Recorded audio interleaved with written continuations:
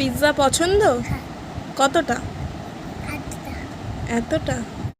এটা বানিয়েছিলাম গত শনিবার, কারণ ওই দিন ওর ছুটির দিন, স্কুলও ছুটি আর প্রাইভেটও ছুটি। আরও দুপুর থেকেই জেদ করছিল পিৎজা খাওয়ার, মানে কিছু স্পেশাল ধরনের বানিয়ে দিতে হবে।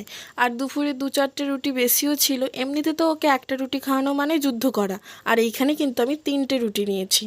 আর 3টে রুটির মধ্যে কিন্তু প্রথমে আমি চিলি সস আর তারপর টমেটো সস ভালো করে মাখিয়ে দিচ্ছি, একটার উপর একটা বসিয়েও দিয়েছি। আর এরপর দিয়েছি মেয়োনিজ। মেয়োনিজ খালি ওপরেই দিয়েছি, নিচে রুটিগুলোনে দিইনি। আর মেয়োনিজ দেওয়ার পর আরেকটু টমেটো সস দিয়েছি, আর ক্যাপসিকাম আর পেঁয়াজ চৌকো চৌকো করে কেটে নিয়েছি। কেটে নিয়ে একদম পিৎজার মতো সাজিয়ে দিয়েছি, ওপর থেকে একটু চিজ গ্রেট করে দিয়েছি। তাবার মধ্যে একদম লো ফ্লেমে বাটার দিয়ে দিয়েছি।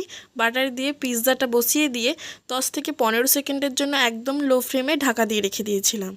ঘুম থেকে উঠে পিৎজা দেখে খুবই খুশি হয়েছে।